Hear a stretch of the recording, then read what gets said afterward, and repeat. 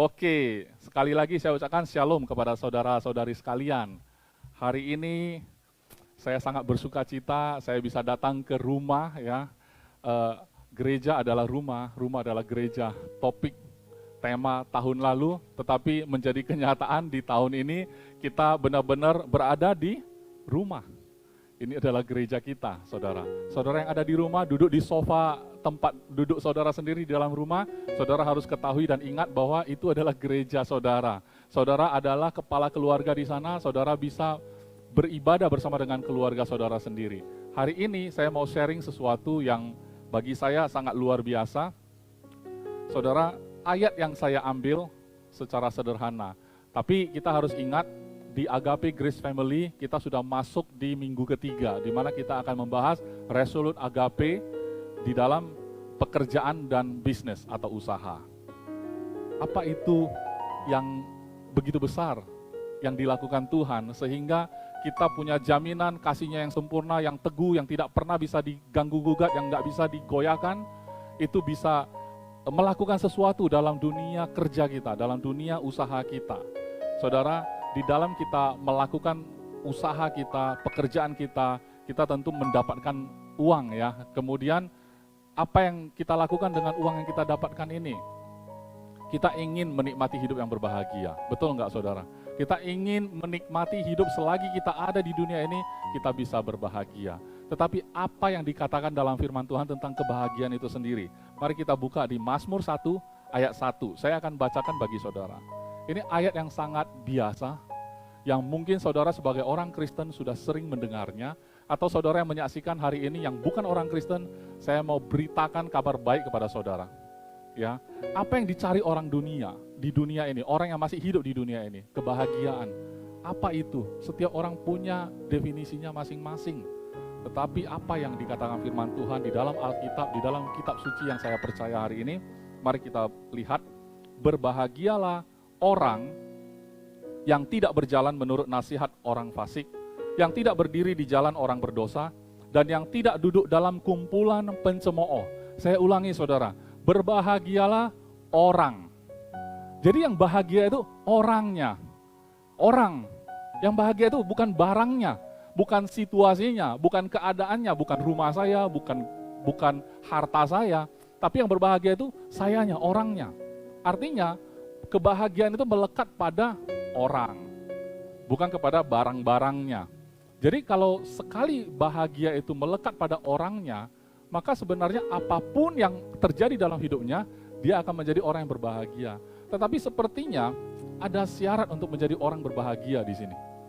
Di dalam Mazmur 1 ayat 1, sepertinya ada syarat yang harus kita lakukan agar kita bisa disebut sebagai orang yang berbahagia. Dalam bahasa Inggris sebenarnya blessed is the man, bukan diberkatilah manusia, diberkatilah kita yang melakukan yang disebut sesudahnya, yang tidak berjalan menurut nasihat orang fasik, yang tidak berdiri di jalan orang berdosa, dan yang tidak duduk dalam kumpulan pencemooh. Saya merasa, saya pribadi tidak sempurna melakukan ini, saudara. Mengapa? Tidak berjalan dalam nasihat orang fasik, menurut nasihat orang fasik. Jadi saudara mungkin bisa temukan ada 3 hal di sini. Ya, yang pertama, tidak berjalan. Tidak berjalan. Yang kedua, tidak berdiri. Yang ketiga, tidak duduk.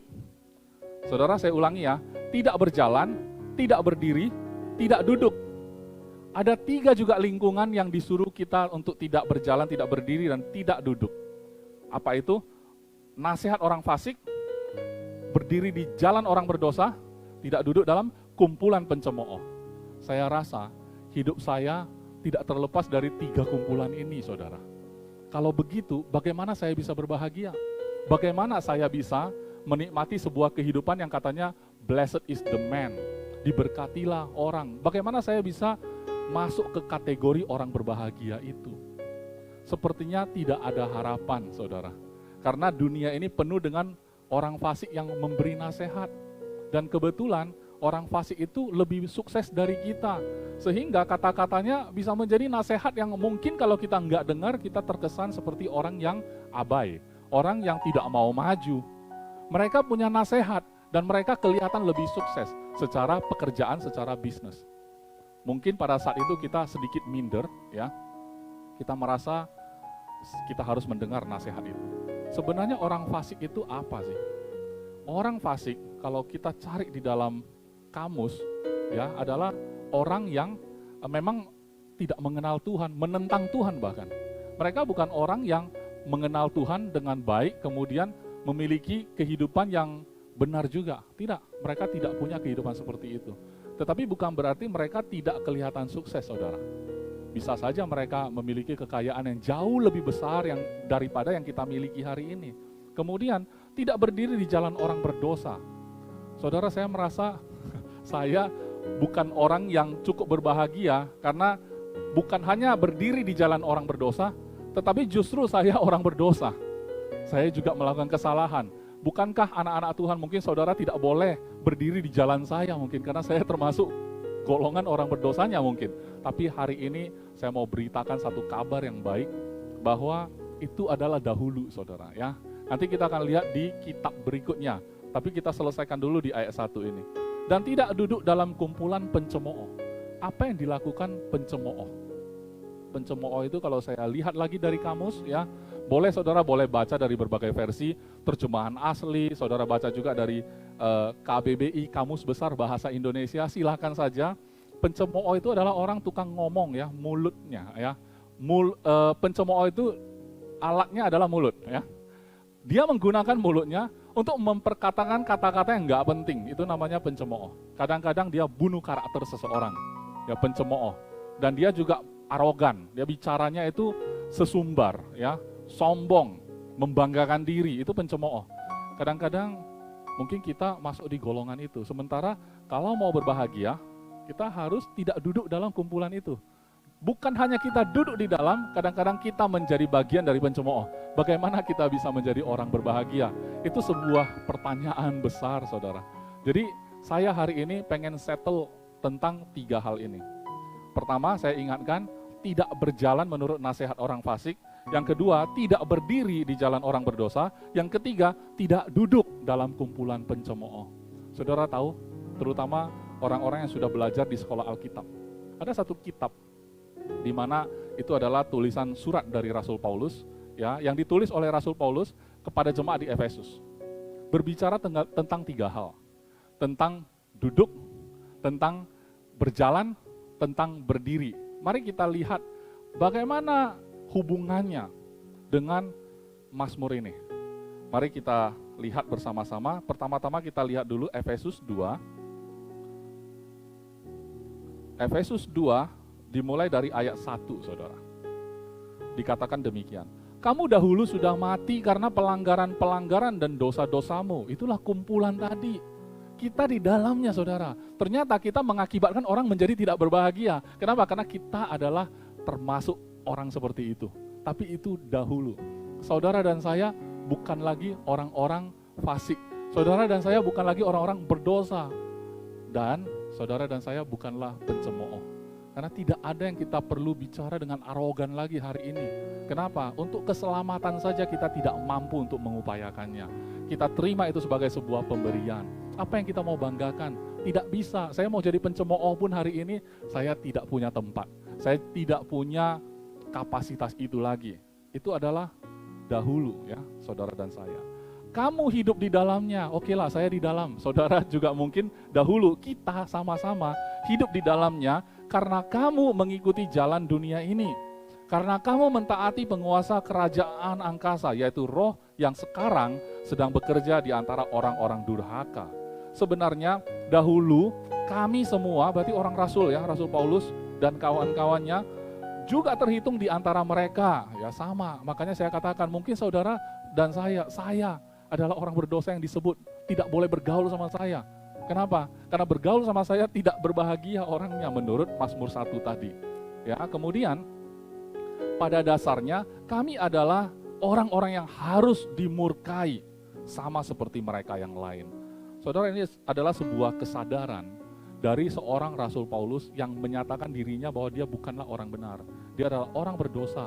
Dia takluk kepada hawa nafsu. Dia adalah orang yang mengikuti kehendak daging.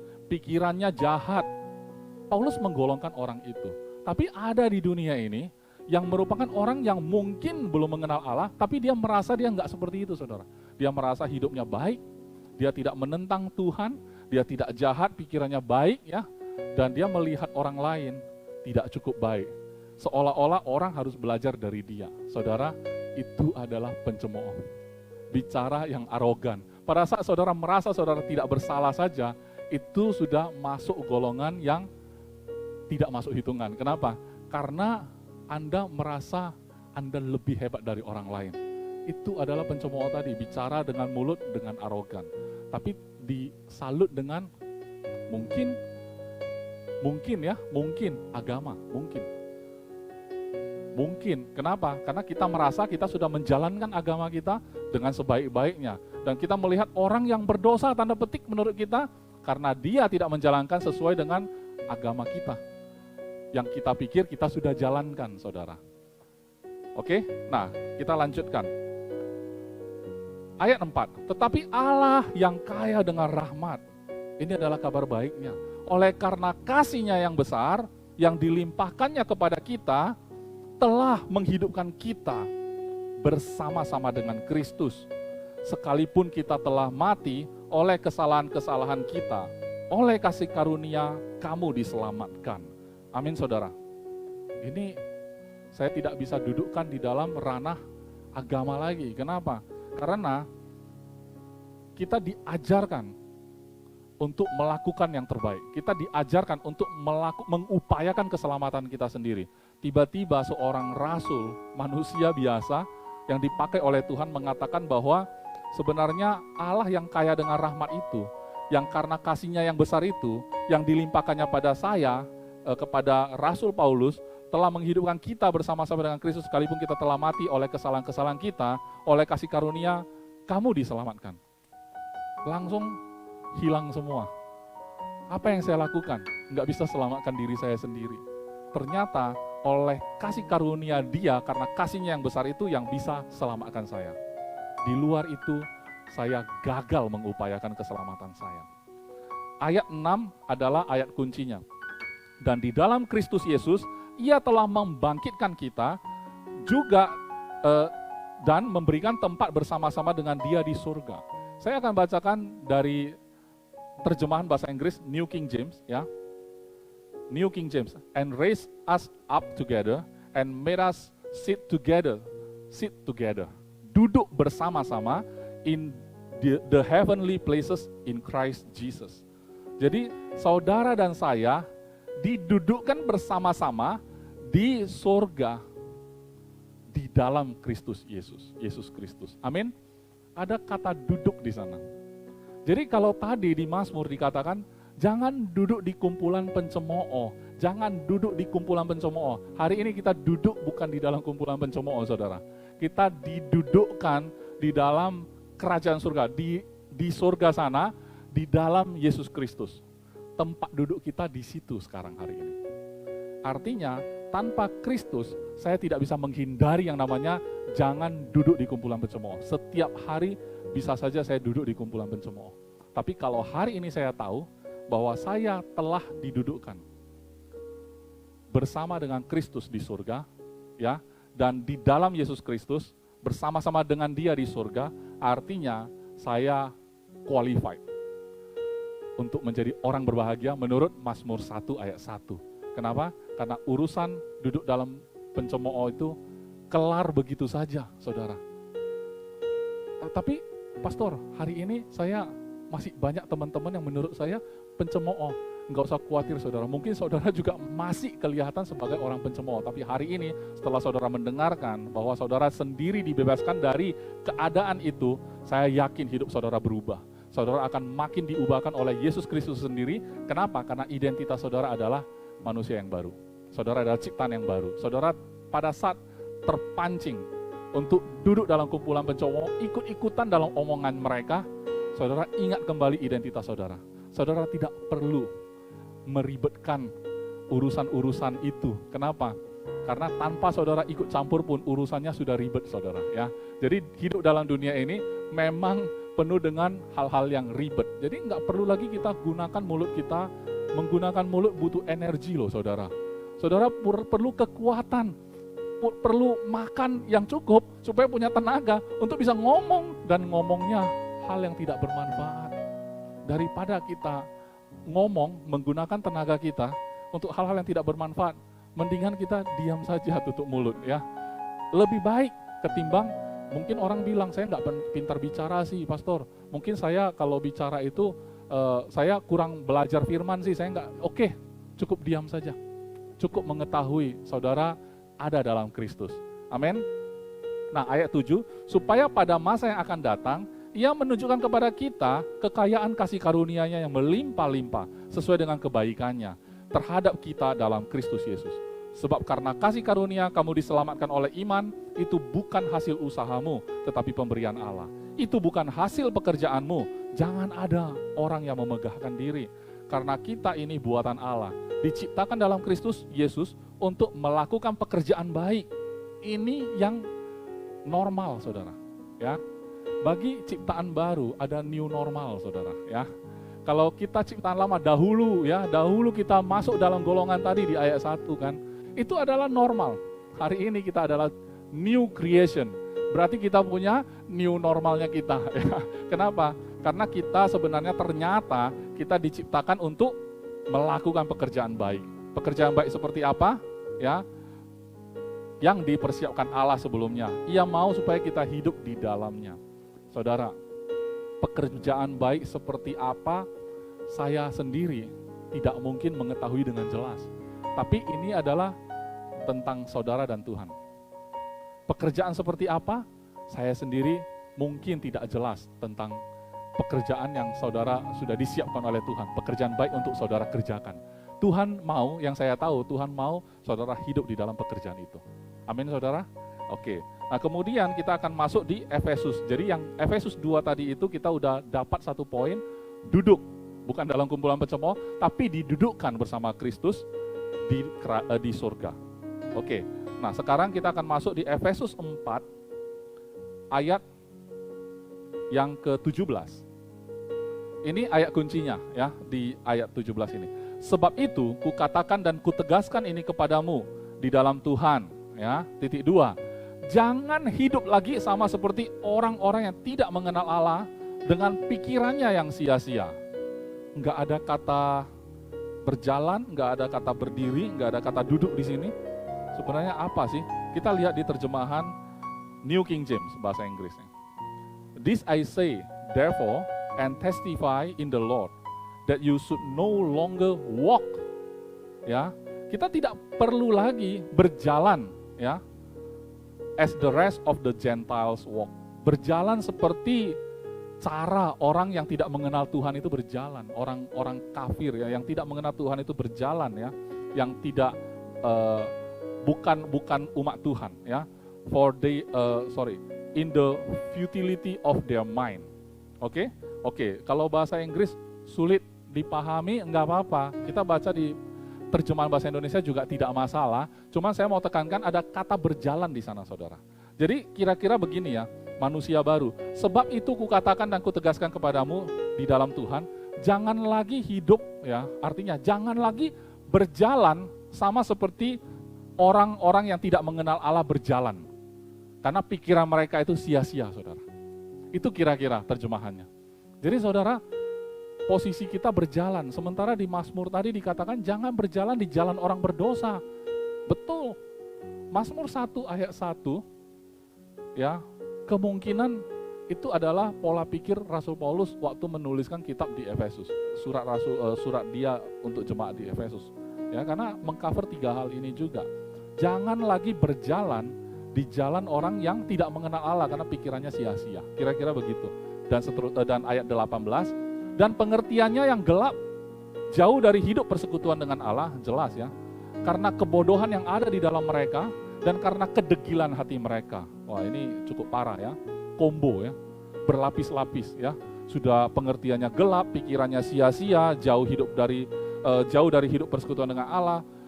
Bodoh juga ya kan, kemudian degil pula hatinya. Wah, itu udah sulit ditolong ya kalau bukan oleh kasih karunia yang besar tadi, saudara. Perasaan mereka telah tumpul sehingga mereka menyerahkan diri kepada hawa nafsu dan mengerjakan dengan serakah segala macam kecemaran, ya. Mengerjakan dengan serakah loh saudara. Ya, apa itu? Segala macam kecemaran. Pokoknya perbuatan jelek itu mereka kerjakan dengan rakus, ya, dengan sepuas-puasnya. Kenapa? Karena hati mereka telah tumpul. Tetapi kamu bukan demikian, kamu telah belajar mengenal Kristus. Bagaimana cara kita bisa tidak berjalan seperti itu? Dengan cara memang kita telah belajar mengenal Kristus. Karena kamu telah mendengar tentang Dia dan menerima pengajaran di dalam Dia menurut kebenaran yang nyata dalam Yesus, yaitu bahwa kamu berhubungan dengan kehidupan kamu yang dahulu harus menanggalkan manusia lama yang menemui kebinasaannya oleh nafsunya yang menyesatkan, supaya kamu dibaharui di dalam roh dan pikiranmu. Ini yang akan terjadi terus dalam kehidupan kita, saudara, bahwa kita akan terus dibaharui. Saudara dan saya akan terus dibaharui di dalam roh dan pikiran kita. Ayat 24, dan mengenakan manusia baru yang telah diciptakan menurut kehendak Allah di dalam kebenaran dan kekudusan yang sesungguhnya. Apa yang kita anggap normal sebelum ini, itu menjadi tidak normal. Kenapa? Karena kita adalah ciptaan yang baru, kita adalah manusia yang baru. Amin saudara. Apa yang kita suka di masa lampau, hari ini kita secara otomatis tidak suka lagi. Jadi hal ini terjadi begitu saja. Kenapa? Karena pada kenyataannya kita dibaharui. Roh dan jiwa kita, roh dan pikiran kita itu senantiasa dibaharui. Kenapa? Karena kita mengenal Kristus. Karena kita diajar di dalam Kristus. Artinya, saya dan saudara punya identitas yang baru hari ini, kemudian kita juga tidak berjalan menurut jalan yang lama lagi, saudara. Itu bukan hidup yang normal yang lalu. Hari ini kita hidup di dalam normal yang baru. Kenapa? Karena kita ciptaan yang baru. Saya tidak bicara new normal yang pandemi, saudara. Tapi memang ciptaan yang baru punya normal yang baru. Kita punya sifat yang baru. Kita punya satu kesukaan yang baru yang tidak pernah ada sebelum ini. Sehingga pada saat kita melihat perbuatan cemar, kita otomatis memang gak suka lagi. Bukan karena kita fight, kita bukan dengan bergumul melakukan itu. Saya lihat ada banyak orang ingin bertekad untuk melakukan hidup yang baik, tidak ingin melakukan dosa, tapi semakin dia paksakan itu, akhirnya dia gagal. Satu hari dia gagal, kemudian dia coba lagi 2 hari, 3 hari, hari keempat mungkin dia gagal lagi, hari kelima mungkin dia berhasil 10 hari, dia berhasil melakukan satu yang dia targetkan, dia ingin berbuat baik mungkin dia lakukan 10 hari, lakukan, sempurna, mantap. Terakhir ada orang ngelihat, ternyata hari pertama dia udah gagal melakukan sesuatu yang dia tidak sadar. Akhirnya dia tidak sempurna. Kita frustrasi kalau kita bergumul terus seperti itu, saudara. Oleh sebab itu hari ini, bagaimana kita bisa letakkan itu? Caranya cuma satu. Saudara tinggalkan manusia lama. Saudara kenakan manusia baru. Itu hanya mungkin terjadi kalau saudara menerima Yesus Kristus sebagai Tuhan saudara dan Juru Selamat saudara. Seperti yang sudah saya lakukan. Hari ini, kalau saudara menilai seseorang baik, saudara pasti bisa memeriksa kehidupannya, saudara pasti temukan juga sesuatu hal yang tidak baik yang saudara nggak suka. Mungkin saya juga, saudara bisa catat-catat apa yang saya lakukan, mungkin 1-2 hal yang saudara langsung dapatkan kesalahan saya, saudara bisa jadikan itu omongan di belakang. Tapi itu bukan fokus kita lagi, saudara. Fokus kita adalah Kristus, apa yang Dia lakukan. Sehingga hari ini saya bisa jadi anak. Sehingga hari ini saya bisa menjadi manusia baru, ciptaan yang baru, sehingga otomatis saya mulai terjadi pembaharuan dalam roh dan pikiran saya, sehingga tiba-tiba terjadi sebuah kesaksian yang mungkin saya sendiri tidak sadari, mungkin saudara tidak sadari. Orang melihat hidup saudara berubah, sudah drastis berubah, saudara tidak sadar, ya kan? Kalau saudara sadar, ya kan, saudara bisa sombong, saudara bisa bermegah. Tapi hari ini, pada saat kita tahu, ternyata hidup kita dibaharui seperti itu, perbuatan bukan perbuatan kita, tapi memang Tuhan sendiri mengubah kita, tanpa kita sadari. Dan saudara, kalau tanpa saudara sadari, saudara tidak ada kesempatan untuk bermegah, betul nggak saudara? Dan saudara cukup menikmati itu saja. Karena saudara disebut di dalam Mazmur 1 ayat 1 adalah orang yang berbahagia. Oke, dan kemudian di Efesus 6 ayat 10. Oke, dimulai dari ayat 10. Akhirnya, hendaklah kamu kuat di dalam Tuhan, di dalam kekuatan kuasanya. Ayat 12. kenakanlah seluruh perlengkapan senjata Allah, supaya kamu dapat bertahan melawan tipu muslihat iblis. Saudara, sekarang iblis sudah dikalahkan. Tapi kenapa dia masih beroperasi? Bagaimana modus operandinya? Apa yang mereka lakukan sih? Apa yang iblis lakukan dengan antek-anteknya itu? Ya, sementara saudara saya sudah ciptaan yang baru. Mereka mengganggu kita itu dengan cara apa, saudara? Satu saja, tipu muslihat. Cuma satu tipu muslihat itu bisa masuk seluruh area. Kalau kita nggak ngerti, mungkin kita gampang tertipu. Oleh sebab itu, Rasul Paulus minta kita kenakan seluruh perlengkapan senjata Allah. Mari kita lihat terjemahan dalam New King James-nya, dalam versi bahasa Inggrisnya, ayat 11 ya. Put on the whole armor of God, that you may be able to stand, berdiri ya. Kamu bisa berdiri melawan against the wiles of the devil. Bisa berdiri melawan tipu muslihat iblis. Jadi ada kata berdiri di sini, saudara. Kalau di Efesus 2 tadi ada kata duduk, didudukkan bersama Yesus di surga. Di ayat 4 ada dikatakan, ya kan, berjalan, tapi bukan lagi di jalan orang berdosa tadi. Betul ya?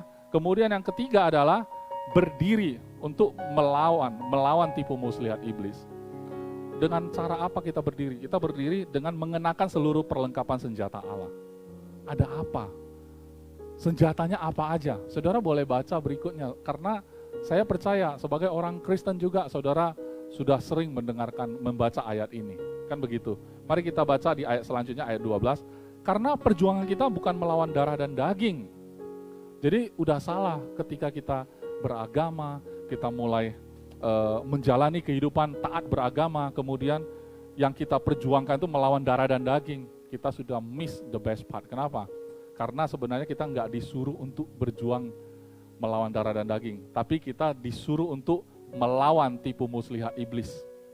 Ternyata iblis masih suka melakukan serangan-serangan yang sama, yaitu tipu muslihat ya.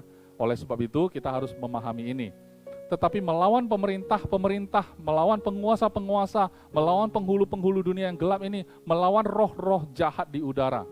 Ayat 13, sebab itu ambillah seluruh perlengkapan senjata Allah supaya kamu mengadakan perlawanan pada hari yang jahat itu.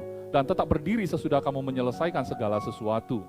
Jadi saudara ya, di ayat ke-14 dan seterusnya, itu ada dikatakan, mungkin sekilas saya bacakan seperti ini, jadi berdirilah tegap, berikat pinggangkan kebenaran, berbaju jirakan keadilan, kakimu berkasutkan kerelaan untuk memberitakan Injil damai sejahtera, dalam segala keadaan pergunakanlah perisai iman. Sebab dengan perisai itu kamu akan memadamkan semua panah api dari si jahat. Dan terimalah ketopong keselamatan dan pedang roh, yaitu firman Allah. Dalam segala doa dan permohonan, berdoalah setiap waktu di dalam roh dan berjaga-jagalah dan seterusnya, saudara.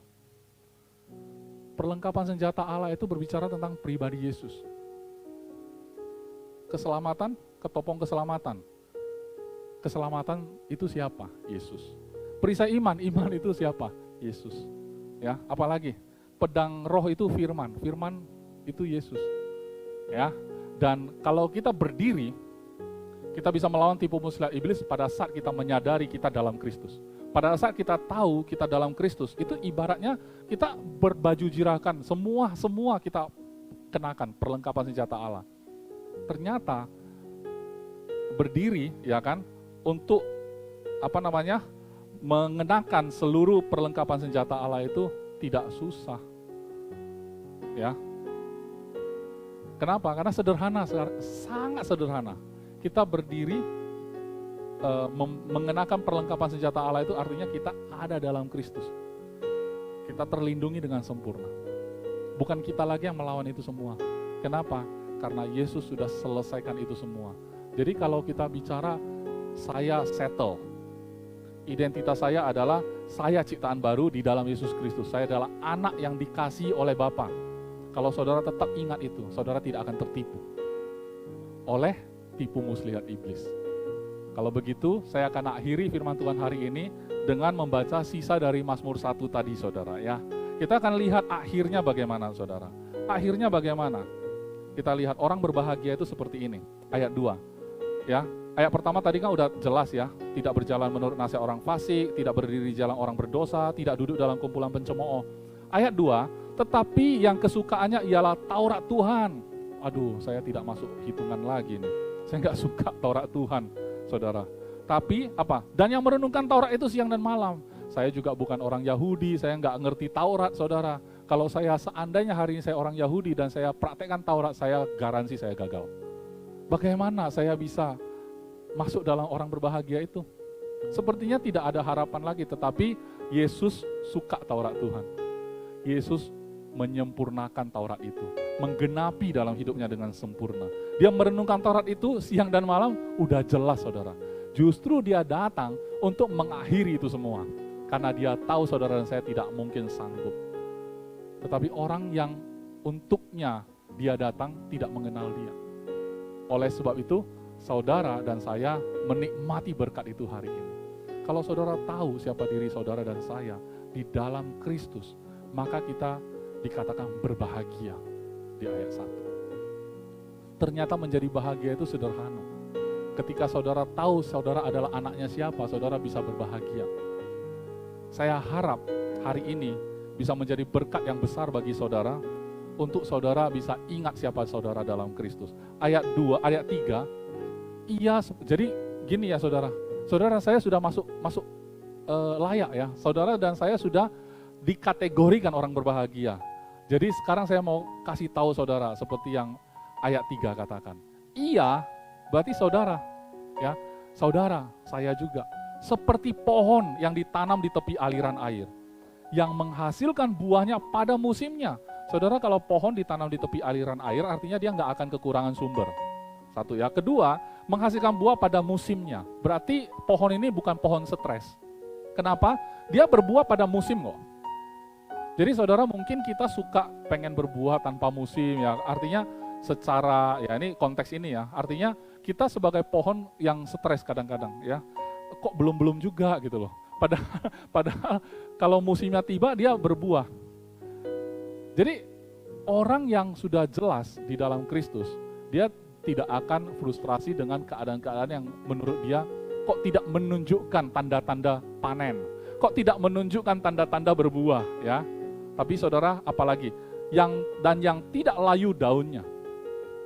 Tidak layu daunnya saudara. Kalau daunnya layu nggak bisa berfotosintesis kalau istilahnya perkebunan ya, tidak bisa memasak makanan ya, tidak bisa melakukan aktivitas ya ibaratnya kalau manusia peredaran darahnya nggak lancar gitu ya, enggak. Ini daunnya tidak akan layu.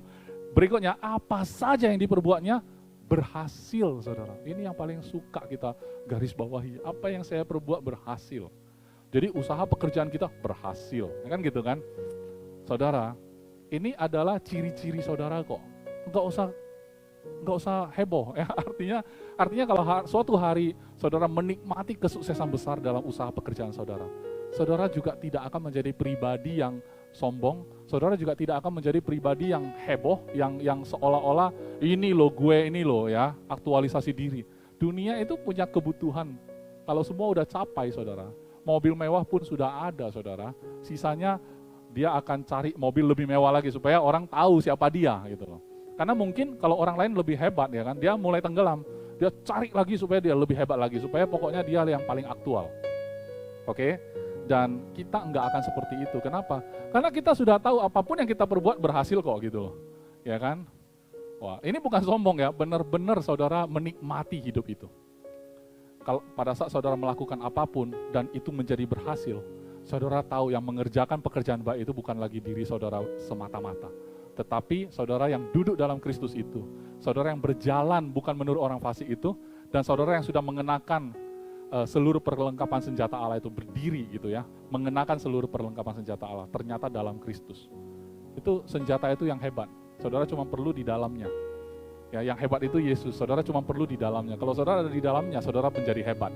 Dan kehebatan itu bukanlah sesuatu yang kita gembar-gemborkan sebagai satu kebanggaan seperti orang dunia. Ya. Oke, yang 4 ya, bukan demikian orang fasik. Mereka seperti sekam yang ditiupkan angin. Ya. Ayat 5, sebab itu orang fasik tidak akan tahan dalam penghakiman. Begitu pula orang berdosa dalam perkumpulan orang benar. Saudara, ternyata yang tersiksa itu bukan orang benar di kumpulan orang fasik ya. Orang fasik kalau kumpul sama orang benar tersiksa juga rupanya. Ya. Mereka enggak menikmati, kenapa? Bagi mereka itu enggak normal. Apaan sih saudara?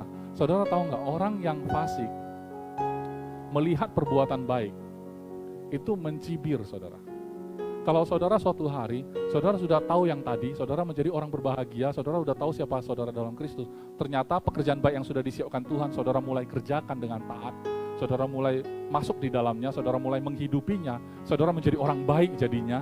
Dan mungkin orang fasik akan mengatakan, kamu munafik. Saudara, mereka nggak nyaman lihat saudara. Dan saya mau katakan itu normal. Ya. Jadi nggak usah kaget ketika dunia melihat saudara berubah demikian pesat. Mereka akan bilang saudara sok rohani. Mungkin. Ya, oleh sebab itu kita tidak perlu menjadi orang yang aneh-aneh juga ketika kita udah terima Yesus, sudah menjadi orang yang ngerti identitas, kemudian kita jadi aneh. Enggak kok. Kita hidup biasa aja, kita dengar apa yang firman Tuhan katakan tentang diri kita, kemudian masuk dalam panggilannya, satu persatu kita melangkah, akhirnya kita tidak sadar kita sudah berubah. Dan pada saat orang mulai mencibir kita, kita pun sudah maklum. Kenapa? Dari awal sudah dikasih tahu. Dari sejak Mazmur 1 pun sudah dikasih tahu. Kenapa kita harus bingung lagi? Kenapa kita harus sakit hati? Nggak mungkin ya, nggak perlu juga.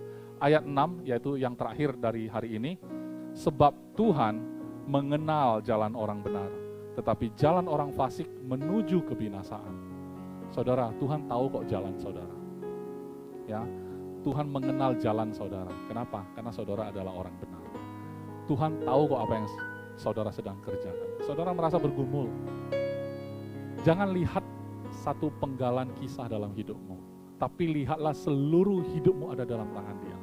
Jangan lihat sepenggal sehari dalam hidupmu yang tidak enak itu.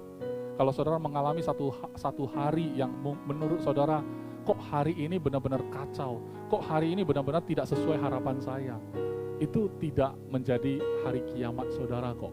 Itu bukan hari akhir saudara kok. Ya, kenapa? Karena hidup saudara secara keseluruhan itu utuh dalam Yesus Kristus. Amin. Saudara kalau lihat kehidupan Yesus, pada hari Dia disalibkan, wah itu adalah hari yang sangat buruk saudara. Kalau kita hanya fokus pada hari itu saudara, kita kehilangan arti dari hidup Yesus yang satu kehidupan yang sempurna Dia serahkan. Kalau kita melihat hari itu saja. Tapi pada saat kita melihat bukan hanya kematiannya, tapi kita melihat juga kebangkitannya, kita melihat juga kenaikannya, kita mengetahui juga bahwa kita didudukkan bersama Dia di surga. Saudara akan tahu kehidupan Kristus itu adalah kehidupan yang sangat berharga. Kalau saudara hanya fokus pada hari di mana Dia disalibkan saja, saudara merasa itu adalah kekalahan sejati. Tapi padahal hari itu menjadi hari kemenangan sejati bagi seluruh umat manusia yang mengerti. Ya, orang yang mengerti perkataan ini, dia tahu itu adalah hari kemenangan seluruh umat manusia pada saat Dia disalibkan itu. Tapi dunia yang fasik melihat itu adalah kekalahan Yesus Kristus. Satu hari itu saja saudara. Oleh sebab itu jangan lihat hari yang buruk yang saudara alami. Itu bukan faktor penentu dalam hidupmu. Karena Anda, saudara dan saya adalah orang yang berbahagia. Orang yang diberkati. Blessed is the man. Diberkatilah orang. Jadi yang diberkati Tuhan bukan barangnya saudara, bukan harta saudara yang diberkati Tuhan, tapi orangnya, pribadi saudara yang diberkatinya. Pada saat orangnya diberkati, saudara tahu apa yang terjadi. Kalau orangnya sudah diberkati, apapun yang dikerjakan menjadi berhasil. Apa yang saudara khawatirkan? Apa yang saudara kurang dalam hidupmu? Saudara merasa kurang? Sebenarnya enggak saudara. Ya. Karena apa yang dibutuhkan untuk mendapatkan mobil, rumah, dalam pekerjaan saudara yang heboh ya, yang karirnya naik terus, itu tergantung orangnya saudara. Dan saudara qualified, saudara masuk hitungan. Oleh sebab itu mulailah kehidupan yang baru dalam hidup saudara.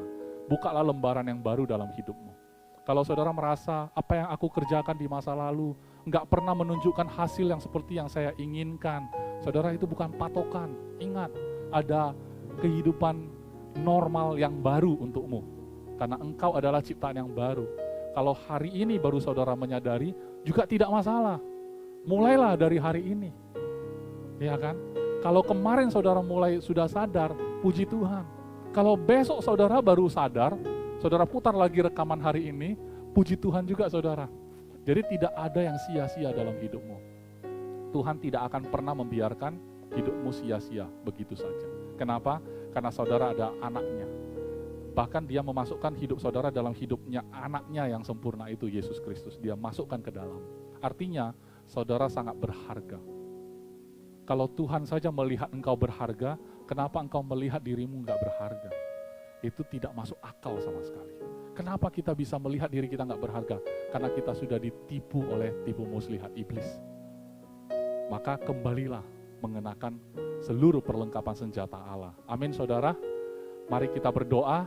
Saya rindu mendoakan saudara sehingga saudara menyadari siapa saudara dalam Kristus, kemudian saudara mulai menikmati kesuksesan saudara dalam usaha pekerjaan saudara. Karena sandaran kita bukanlah kemampuan kita, bukanlah kehebatan kita, bukanlah pengalaman kita, bukanlah prestasi kita di masa lalu. Kalau kemarin saya baru mencapai prestasi, itu sudah masa lalu saudara. Hari ini hari yang baru, itu bukan pegangan saya. Tidak seharusnya saudara pegang itu juga. Yang menjadi pegangan kita adalah agape-nya yang keteguh, kasih-Nya yang sempurna, yang tidak bisa tergoyahkan itu. Dan Dia Tuhan menjadi Bapamu, itu adalah hal yang sangat-sangat luar biasa. Itu adalah hal yang paling berharga dalam hidup kita.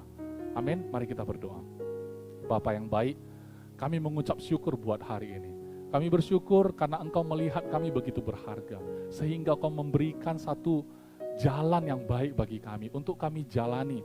Bukanlah jalan menurut orang berdosa, bukanlah jalan seperti yang orang fasik seolah-olah tidak mengenal Engkau. Hari ini Engkau mengingatkan kami bahwa kami mengenal Engkau. Kami ada dalam Engkau. Kami ada di dalam seluruh perlengkapan senjata-Mu.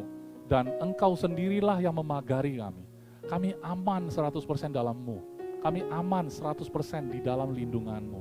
Oleh sebab itu ya Bapa, kami bersyukur dalam hidup ini kami akan menjalaninya tanpa khawatir. Kami akan menjalaninya tanpa ketakutan. Karena kami tahu ada Allah yang begitu mengasihi kami, yang menjadi Bapa kami.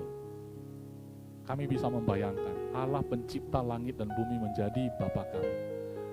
Kiranya di hari Bapa ini kami semua bisa melihat Bapa yang sempurna itu, yaitu Engkau sendiri ya Tuhan.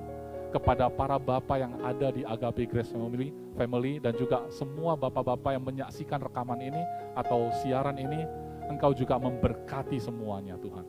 Kami percaya Bapa adalah seorang yang punya peranan penting dalam hidup anak-anak.